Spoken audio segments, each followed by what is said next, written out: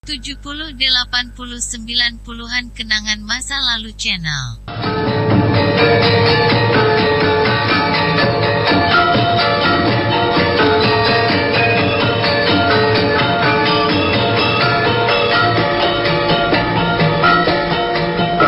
Dalam seri ke-221 ini, didukung oleh para pemain, Hari sebagai kepala desa, Sulaiman sebagai penghulu keadilan, Maswara sebagai Marah Silu, Nur Indah sebagai istri Marah Silu, Fred Suban sebagai Wana Ringgit, Rusli sebagai Rangga Lawe, Ferry Fadli sebagai Arya Kamandanu, dan Asdi Suhastra pembawa cerita.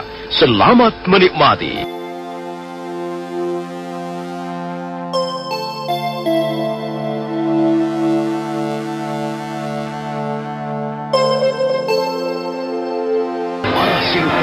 Karena dituduh sebagai seorang pencuri, dia marah sekali. Dia segera menyerang Wana Ringgit yang telah dianggap memfitnahnya. Suasana di halaman rumah kediaman kepala desa Sukayatra menjadi ribut. Marah Silu langsung menyerang Wana Ringgit. Beberapa kali pukulannya sempat bersarang di wajah ataupun bagian tubuh Wana Ringgit yang lain. Penghulu keadilan segera memberi isyarat pada prajurit-prajurit Kediri yang berdiri berjajar di sepanjang halaman. Prajurit-prajurit Kediri serentak meringkus Marah Silu.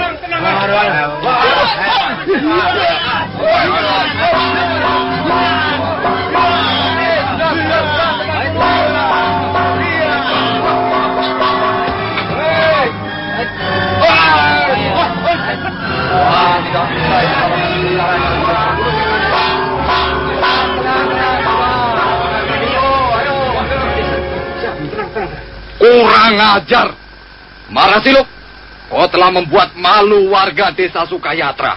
Apa yang kau lakukan ini, ha? Kau ini manusia atau binatang? Tidak tahu sopan santun.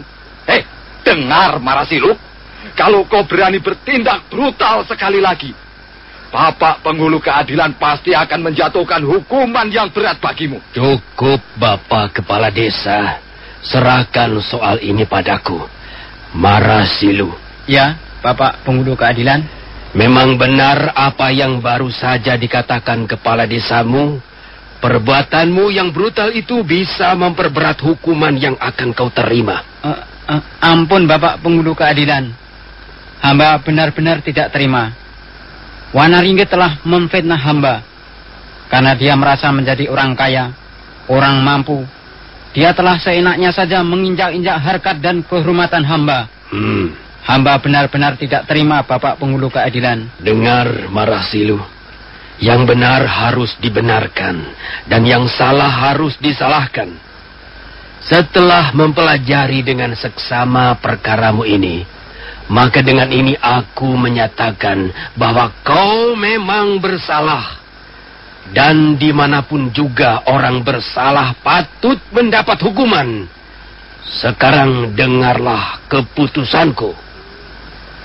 Aku, Rakedaksa Puja Sembah Dewa, penghulu keadilan yang bertindak atas nama hukum dan undang-undang pemerintah Kediri, dengan ini memutuskan Marah Silu, seorang warga desa Sukayatra, kunyatakan bersalah. Dia telah mengambil burung jalak sewu milik orang lain yang bernama Wana Ringgit, yang juga adalah warga desa Sukayatra. Karena kesalahannya itu bisa dianggap pencurian, maka dengan ini aku memutuskan Marah Silu dihukum cambuk 50 kali dan denda sebanyak 750 kepeng.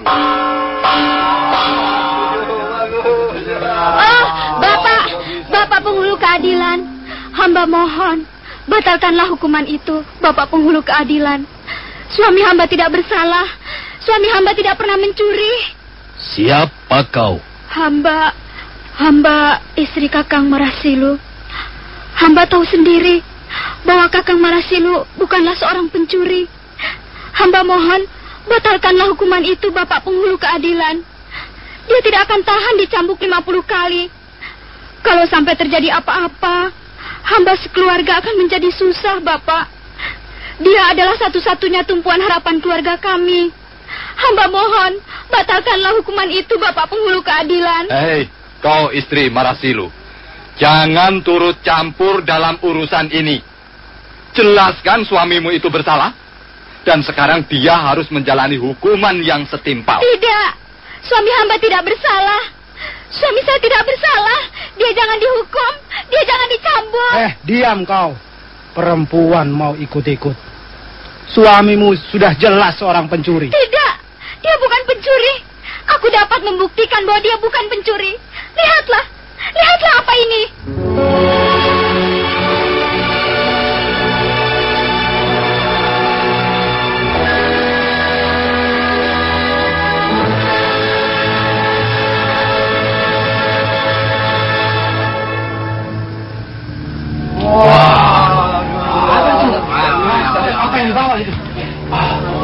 Apa itu yang kau bawa?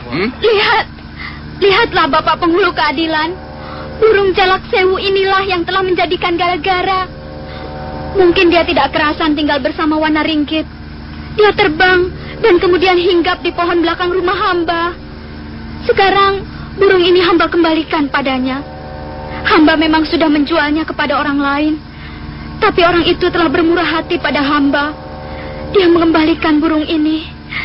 Nah, Bapak Penghulu Keadilan, apakah dengan kembalinya burung ini, suami hamba masih tetap dianggap seorang pencuri? Bagaimanapun juga keputusanku sudah kujatuhkan.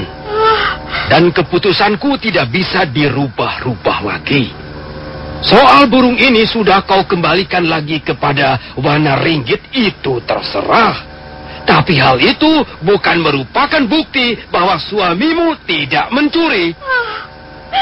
Bapak Penghulu Keadilan, Bapak adalah lambang keadilan di negeri ini.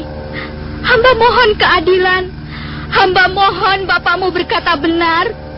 Kalau Bapak selalu memojokkan kami, orang-orang kecil ini, kepada siapa lagi kami harus minta perlindungan? Bapak Penghulu Keadilan, dengarkanlah keluhan kami ini. Dengarkanlah rintihan kami ini. Kami sudah tidak mempunyai apa-apa lagi selain keyakinan untuk berbuat baik. Sudah diam. Kau ini malah ngoceh ngalor ngidul. Apa matamu tidak melihat bahwa di sini ada prajurit-prajurit Kediri?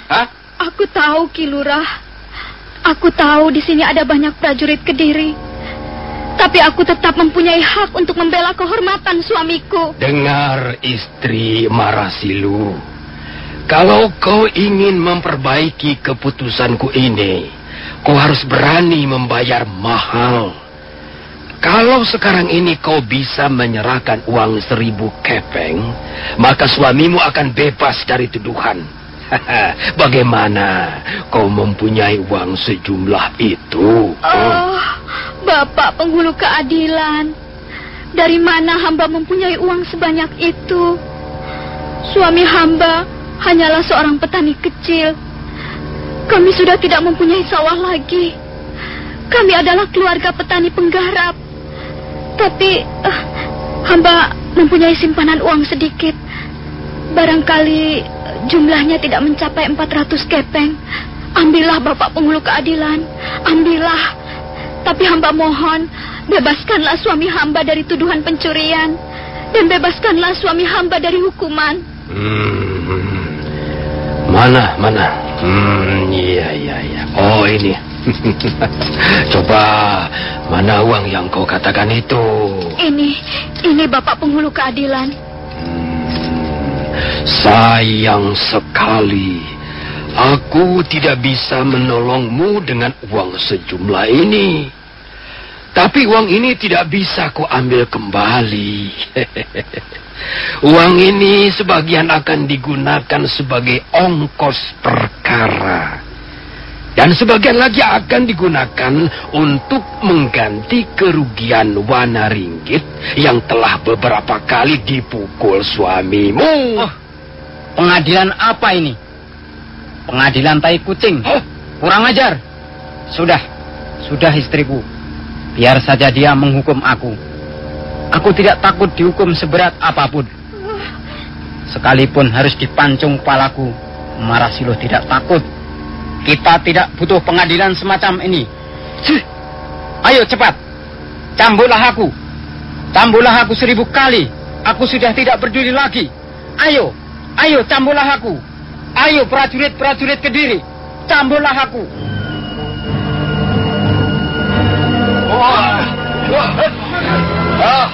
Awas, hati-hati. Pegang dia kuat-kuat, jangan sampai dia melawan. Ayo semua warga desa, bantulah tuan-tuan prajurit meringkus Marasiluh. Tangkap dia dan cepat ikat di bawah pohon. Ayo cepat. Mengapa kalian diam saja?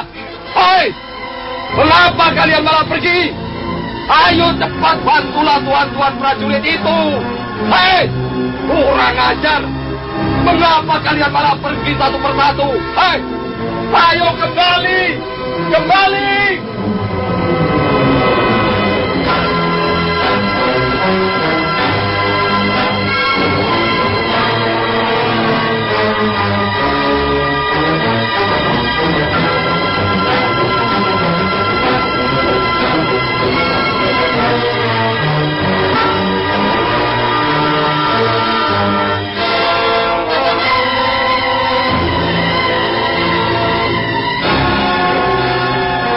Ajar orang-orang itu. Mereka tidak lagi mau mendengar kata-kataku. Mereka malah pergi begitu saja. Aku ditinggalkan begitu saja. Aku ini kan kepala desanya. Mengapa mereka tidak mau menuruti perintahku? Aku malu sekali di depan Bapak Penghulu Keadilan. Aku bisa dituduh tidak becus mengatasi warga desaku sendiri. Kurang ajar orang-orang itu. Siapa kalian ini? Mengapa kalian masih juga belum pergi? Halaman rumah ini sekarang sudah menjadi sepi kembali. Ya, mereka semuanya sudah pergi. Bapak Penghulu Keadilan dan prajurit-prajurit Kediri juga sudah pergi. Mereka akan menjalankan tugasnya di tempat yang lain lagi. Kalian sepertinya bukan warga desa Sukayatra. Memang. Kami bukan warga desa Sukayatra. Kami hanya sekedar mampir di desa ini. Maaf Pak Kepala Desa. Iya. Kalau menurut pendapat saya, Marasiluh tidak bisa dinyatakan bersalah. Pertama, karena dia tidak tahu bahwa burung jalak sewu itu milik Wanaringgit. Dan kedua, burung itu toh sudah dikembalikan istrinya. Jadi sebenarnya soal curi-mencuri sudah tidak ada lagi. Tapi mengapa dia masih harus dicambuk 50 kali? Biar saja. Marasiluh itu kan orang tidak punya. Dia tidak akan mampu untuk berbuat apa-apa selain merenungi nasibnya sendiri. Dia tidak akan mampu menuntut. Dia kan orang miskin. Nanti 2-3 hari lagi dia sudah melupakan peristiwa ini. Sebagai kepala desa, seharusnya kau tidak boleh berat sebelah. Berat sebelah bagaimana? Sepertinya kau lebih cenderung membela Wanaringgit dibanding Marasiluh. Mengapa bisa begitu? Toh mereka dua-duanya warga desamu. Dengar. Kalau aku membela kepentingan Marasiluh, aku tidak akan mendapatkan sepeser pun. Tapi kalau aku membela Wanaringgit, karena dia orang kaya, maka aku akan menerima imbalan yang cukup menyenangkan. Lihat saja. Uang 400 kepeng milik istri Marasiluh sekarang justru jatuh ke tanganku. Kalian barangkali tidak tahu siapa Wanaringgit. Dia itu orang yang sangat kaya di desa ini. Dia mempunyai kegemaran memelihara burung-burung yang bagus. Dia juga mempunyai kuda-kuda yang bagus. Dan setiap menghadapi perkara-perkara pengadilan, dia selalu keluar sebagai pemenangnya. Rupanya hukum sudah tidak berdiri tegak lagi di negeri ini. Bagaimana pendapatmu, Bapak Kepala Desa? Bagaimana pendapatku? Aku tidak tahu. Aku tidak mempunyai pendapat apa-apa tentang soal itu. Aku ini hanya seorang kepala desa. Sudahlah. Terima kasih Kepala Desa. Terima kasih atas keterangan yang kau berikan kepada kami. Sekarang perkenankanlah kami melanjutkan perjalanan. Ya. Silahkan saja. Perkara pengadilan Marasilu sudah selesai.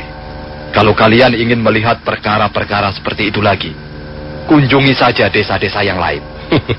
Kami juga tidak tertarik soal-soal keadilan. Apalagi keadilan yang bisa ditukar dengan uang.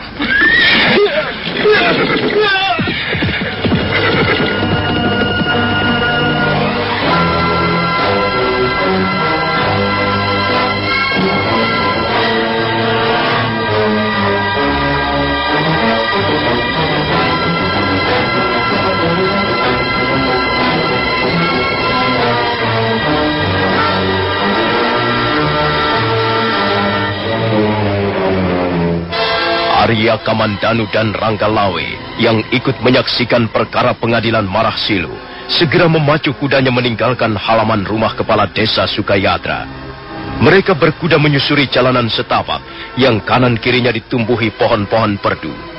Mereka bermaksud mengunjungi desa yang lain lagi, tapi mendadak dari jauh mereka melihat kerumunan orang di tepi jalan. Ternyata kerumunan itu adalah orang-orang desa Sukayatra yang sedang merawat luka-luka Marasilu. Nampak istri Marasilu menangisi suaminya yang tergeletak di pinggir jalan. Kakang Marasilu. Sungguh malang nasib kita sebagai orang-orang kecil, Kakang. Kita selalu dianggap salah. Kita selalu dibodohkan. Dan akhirnya kita jugalah yang harus menanggung hukuman. Sudahlah Nini. Kita mengalah saja. Aduh. Sampai kapan kita harus terus mengalah seperti ini, Kakang? Keadaan kita semakin terjepit. Semua ini gara-gara burung sial milik Wanaringgit. Kalau tahu akan begini akibatnya, tentu aku tidak setuju kau menangkap burung itu. Sekarang kita tidak perlu lagi berhubungan dengan orang yang bernama Wanaringgit itu, Kakang. Jangan lagi sentuh barang-barangnya. Kalau perlu, kita tidak usah melewati depan rumahnya. Wanaringgit memang bajingan tengik ini. Dan kepala desa kita itu juga bajingan tengik. Rupanya mereka telah kerjasama untuk mencelakakan kita, Nini. Iya, Kakang. Semua orang juga sudah tahu bahwa kepala desa kita adalah manusia berhati busuk. Jiwanya kerdil. Dan sebenarnya dia pengecut. Nini, mengapa uang simpanan kita yang hanya sedikit itu kau berikan pada Bapak Pengunduh Keadilan? Iya. Semula aku bermaksud menebus kesalahanmu dengan uang 400 kepeng itu, Kakang. Tapi uang itu malah dirampas Bapak Penghulu Keadilan. Dan sekarang kita tidak mempunyai apa-apa lagi, Kakang. Sementara kau dalam keadaan sakit begini. Apa yang bisa kita lakukan sekarang? Apa yang bisa kita lakukan? Barangkali aku bisa membantu kalian. Aku mempunyai sedikit uang. Ini, terimalah. Siapakah Tuan? Kau tidak perlu tahu siapa aku. Terima saja. Ayo, ambillah uang ini. Aku dengan ikhlas memberikannya. Aku tahu kalian sedang sakit hati.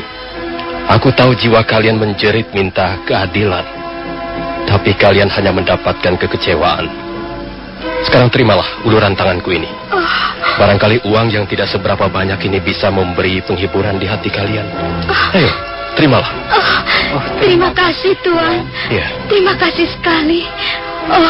Para dewa di atas langit. Sang Hyang Brahma. Sang Hyang Wisnu. Batara Siwa dan semua para dewa yang menguasai seluruh jagat raya ini. Terima kasih atas anugerah dan karuniamu ini. Terima kasih, Sang Hyang Widi.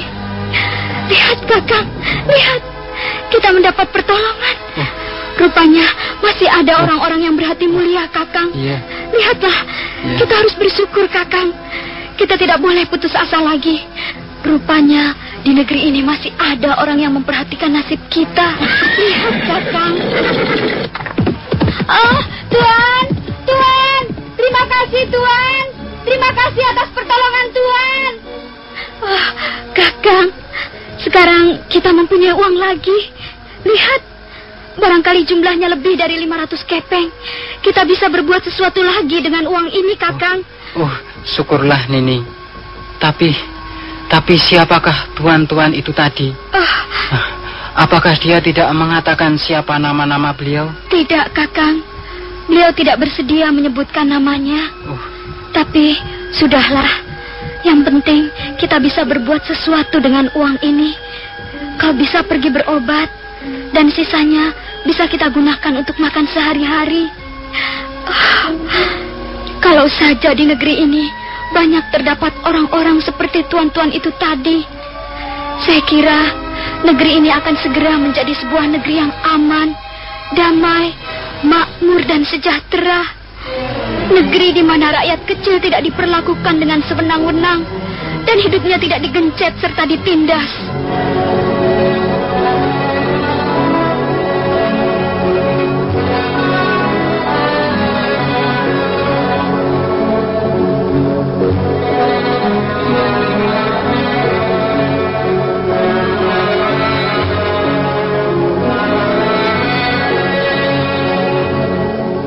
Istri Marah Silu merasa sangat terharu dan gembira karena tiba-tiba mendapat pertolongan. Dia sama sekali tidak tahu siapa orang yang telah menolongnya. Juga warga desa yang berkerumun di tempat itu, tak seorang pun yang tahu.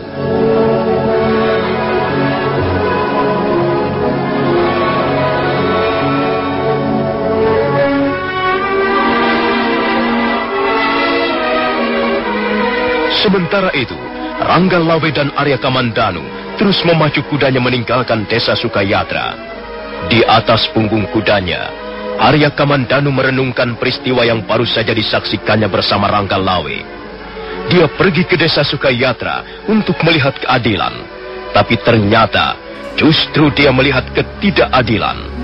Arya Kamandanu merasa iba melihat nasib rakyat kecil yang hidup tertindas.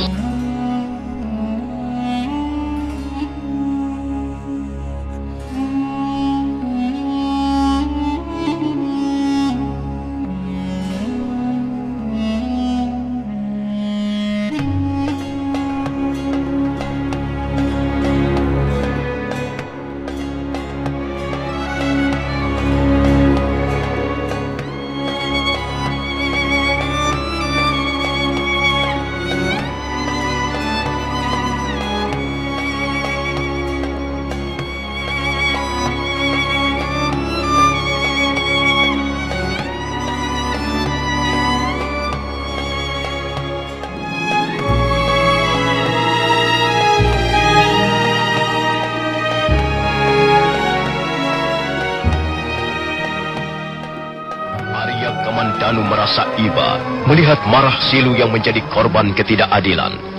Dia dituduh mencuri burung jalak sewu milik Wanaringgit, dan dia tidak mampu membela dirinya. Dia tidak berdaya menghadapi Wanaringgit, salah seorang warga desa Sukayatra yang kaya raya, yang tidak segan-segan menyuap para penghulu keadilan ataupun kepala desanya sendiri. Marah Silu, warga desa yang miskin, yang kehidupan sehari-harinya sudah kembang kempis, terpaksa menjalani hukumannya. Dia dicambuk 50 kali dengan rotan hitam. Tubuhnya sampai bilur-bilur dan bibir serta wajahnya membengkak. Istri Marah Silu meratapi kemalangan suaminya. Dia merasa sedih dan putus asa karena uang simpanannya ikut dirampas penghulu keadilan. Tapi mendadak dia ternganga keheranan begitu ada orang menolongnya dengan memberinya sejumlah uang. Siapakah Tuan ini? Siapakah Tuan berdua? Kau tidak perlu tahu siapa kami. Ambil saja uang itu sebagai ganti uangmu yang dirampas penghulu keadilan itu. Terima kasih Tuan. Terima kasih sekali. Tuan telah menyelamatkan keluarga kami. Tuan telah menyelamatkan hidup kami. Terima kasih Tuan. Kau tidak perlu mengucapkan terima kasih padaku. Ucapkanlah terima kasihmu itu kepada Yang Kuasa. Dialah sebenarnya yang telah menolongmu. Oh Tuan, terima kasih Tuan. Terima kasih atas pertolongan Tuan. Kakang Marasilu, lihatlah. Kita mendapat pertolongan, Kakang. Lihatlah. Tuan-tuan itu tadi telah menolong kita. Kita bisa berbuat banyak dengan uang ini. Kita tidak perlu berputus asa lagi. Rupanya masih ada juga orang-orang berhati mulia di negeri ini. Kalau saja di negeri ini banyak orang seperti tuan-tuan itu tadi, tentulah negeri ini akan segera berubah menjadi negeri yang makmur, aman, tentram dan sejahtera. Oh, Sang Hyang Widi, terima kasih atas karuniamu. Terima kasih atas rahmat yang kau limpahkan pada kami.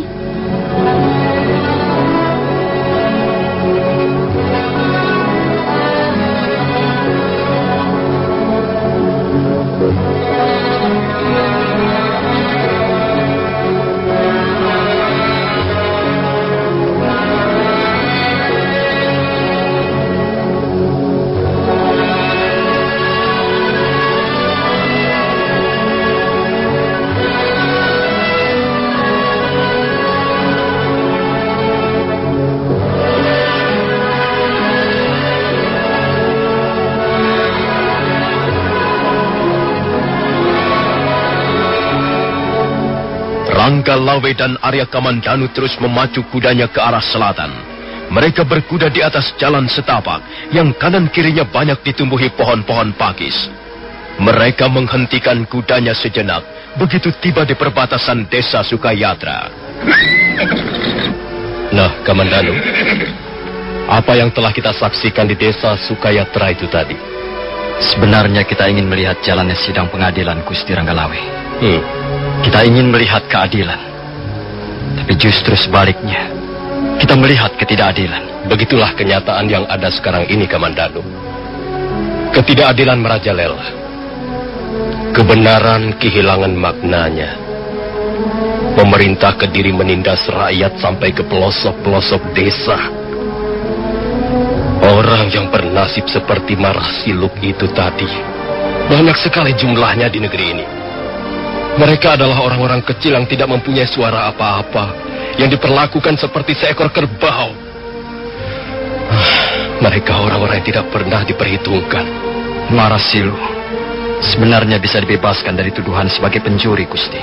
Tuduhan itu sebenarnya hanya merupakan siasat Wanaringgit. Wanaringgit itu adalah orang kaya di desa Sukayatra. Dia menjalin hubungan yang sangat erat dengan kepala desa ataupun dengan pemerintah Kediri. Dan dia juga ingin menancapkan pengaruhnya kuat-kuat di desanya.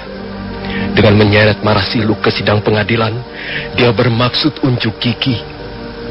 Dia ingin lebih ditakuti. Dia ingin lebih diperhitungkan lagi. Sebenarnya dia juga tahu bahwa Marasiluk tidak mencuri. Tapi ya, begitulah Kamandanu. Agaknya keadilan di negeri ini sudah bisa ditukar dengan sejumlah uang. Pamor keadilan sudah pudar. Orang-orang silau melihat harta, melihat pangkat dan kedudukan. Mereka tidak lagi memperdulikan suara-suara kebenaran. Memang, Gusti. Memang sungguh-sungguh tidak adil. Marasilu harus menjadi korban hanya karena seekor burung. Bayangkan saja. Coba kau bayangkan. Marasiluk itu harus dicambuk 50 kali. Dia juga harus membayar ongkos pengadilan dan uang simpanan istrinya pun ikut dirampas. Namanya menjadi tercemar. Berapa banyak kerugian yang telah diteritanya, coba. Coba Kamandanu. Dan semua itu hanya gara-gara seekor burung. Seekor kelangenan orang seperti Wanaringgit. Burung Jalak Sewu itu bagi Wanaringgit hanyalah alat untuk memperoleh kesenangan tambahan belaka. Dia masih bisa hidup senang tanpa burung itu. Tapi pengorbanan yang diderita Marasiluk tidak bisa diukur lagi besarnya, Kamandanu. Ya, tapi ada hal-hal yang perlu kita catat, Kamandanu. Apakah itu, Gusti? Sikap yang diperlihatkan warga desa Sukayatra. Ya, kukira cukup tegas dan berani. Mereka tidak sudi lagi memperdulikan kepala desanya sendiri. Dan nampaknya mereka sudah cukup muak melihat sidang-sidang pengadilan seperti itu. Iya, Gusti. Nampaknya kepala desa Sukayatra tidak disukai rakyatnya. Iya. Ya, kepala desa yang mementingkan perutnya sendiri. Yang pikirannya setiap hari dipenuhi rencana-rencana yang kotor dan licik. Yang ingin menggendutkan perutnya sendiri. Mana mungkin disukai rakyatnya? Nah, Kamandanu, kukira cukup. Mari kita teruskan perjalanan. Baik, Gusti. Silakan.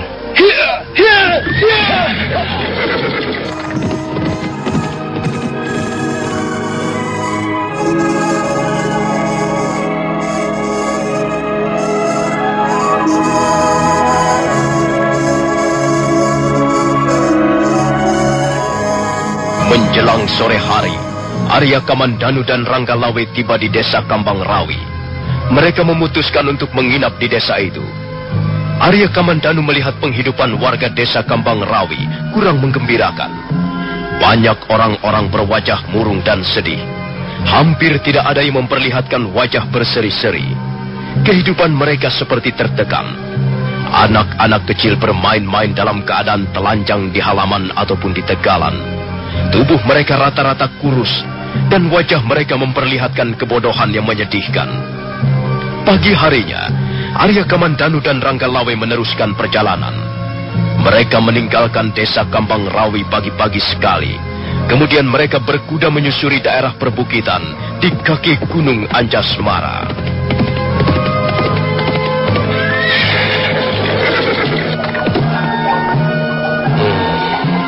Desa apa ini namanya? Desa ini nampaknya sangat sepi sekali. Hanya 1-2 orang kelihatan bekerja di sawah. Kemana orang-orangnya? Mungkin kita bisa bertanya pada salah seorang yang sedang bekerja di sawah itu, Gusti. Baiklah. Ayo kita temui orang itu. Itu yang sedang mencangkul pematang itu.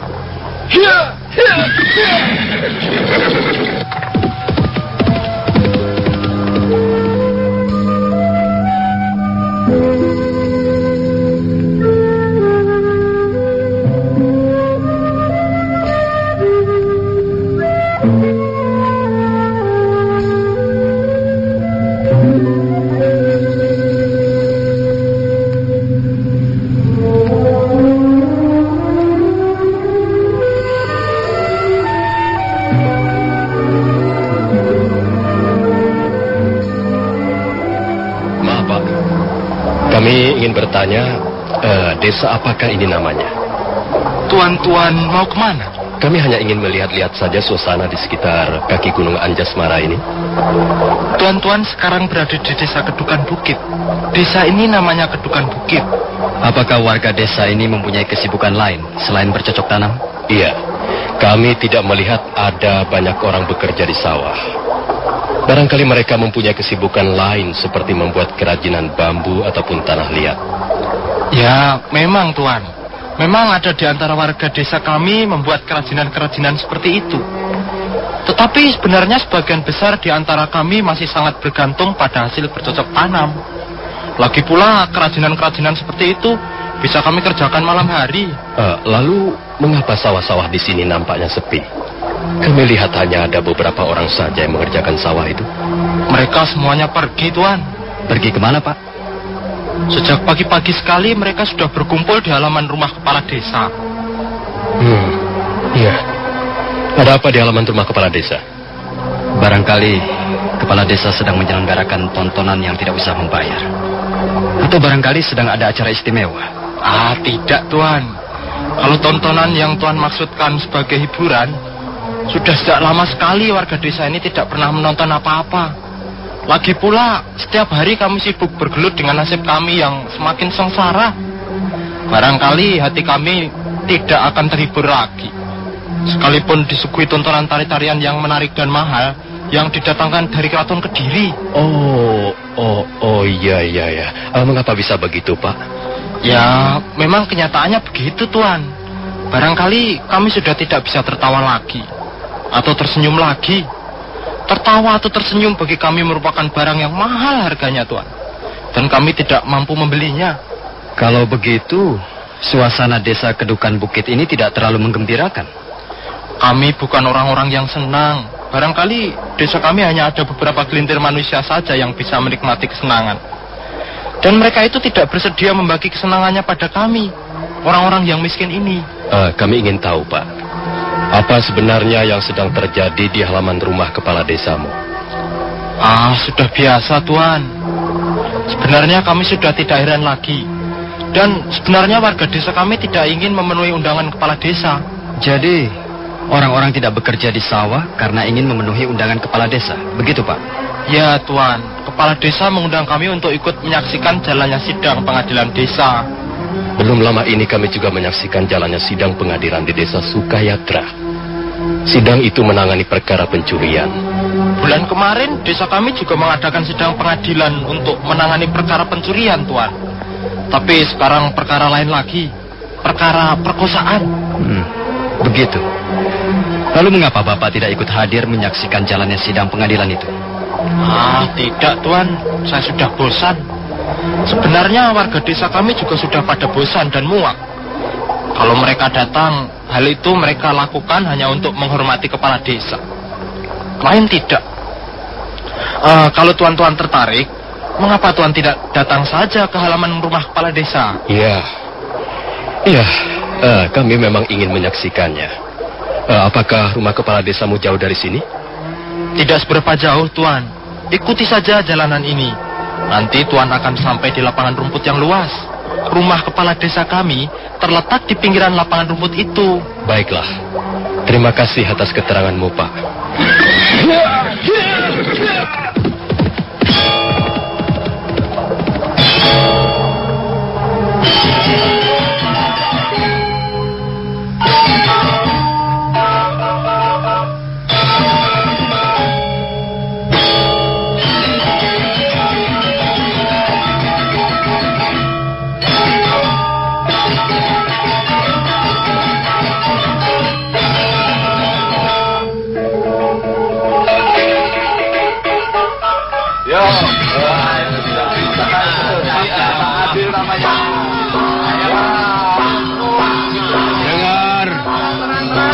Dengar warga desa Kedukan Bukit semuanya. Aku adalah seorang penghulu keadilan. Aku diundang kemari oleh kepala desa untuk menangani suatu perkara.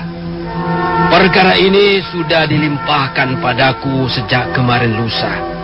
Perkara ini berkenaan dengan tuduhan salah seorang warga desa Kedukan Bukit yang bernama Sangguri. Sangguri menuduh atau mendakwa Rangke Wangkali telah memperkosa adik kandungnya. Mana yang bernama Sangguri? Ayo maju ke depan. Sayalah yang bernama Sangguri, Bapak Penghulu Keadilan. Sekarang aku ingin bertanya padamu, Sangguri. Apakah kau yakin bahwa tuduhan ataupun dakwaan yang kau lemparkan pada Rake Wangkali ini benar? Benar, Bapak Penghulu Keadilan. Hamba yakin seyakin-yakinnya. Hamba mempunyai 2 orang saksi yang masih hidup, yang menyaksikan peristiwa memalukan itu. Rake Wangkali memang telah memperkosa adik kandung hamba, dan hamba tidak terima. Hamba membuat surat tuduhan itu. Dan sekarang, hamba akan meneruskannya menjadi sebuah tuntutan. Hamba menuntut agar Rake Wangkali dijatuhi hukuman yang setimpal dengan perbuatannya. Maaf, Bapak Penghulu Keadilan. Sebagai kepala desa Kedukan Bukit ini, apakah hamba diperbolehkan ikut bicara? Tentu saja kepala desa mempunyai hak untuk ikut bicara. Silakan. Sangguri, kau tidak bisa menuduh sembarangan pada Rake Wangkali. Semua orang tahu siapa Rake Wangkali itu. Dia sudah berbuat banyak untuk desa Kedukan Bukit ini. Dia sudah banyak berjasa untuk ikut membangun desa ini. Belum lama ini dia menyumbangkan 2.000 potong bambu untuk membangun jembatan. Bahkan dia pernah menyumbangkan 2 ekor kerbau untuk mengadakan pesta bersih desa. Semua orang tahu bahwa Rake Wangkali adalah orang yang suka berbuat kebaikan.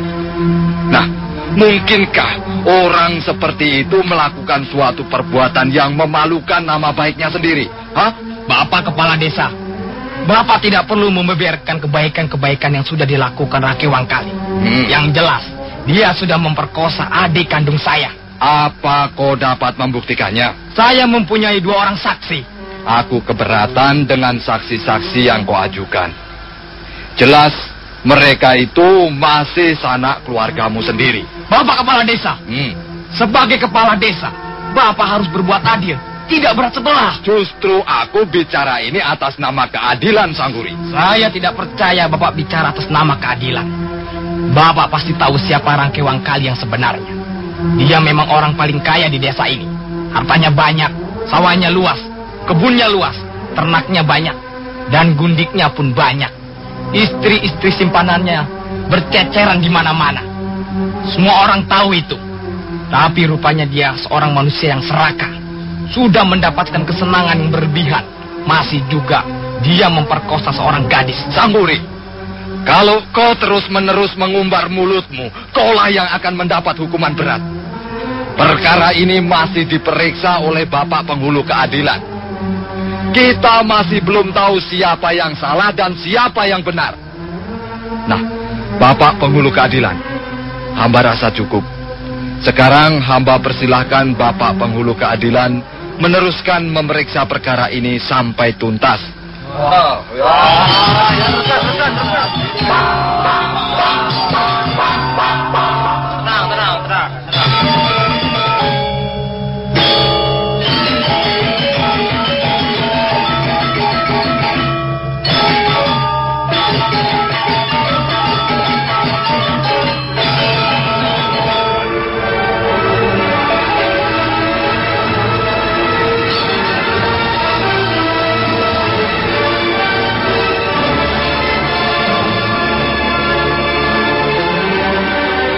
Warga desa yang berkumpul di halaman rumah kepala desanya nampak kurang puas.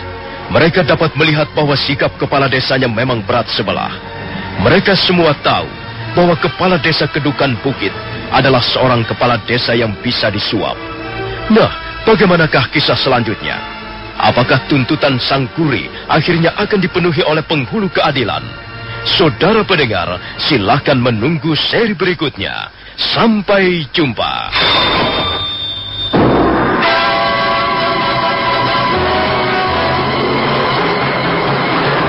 Demikian Sandiwara Radio Tutur Tinular.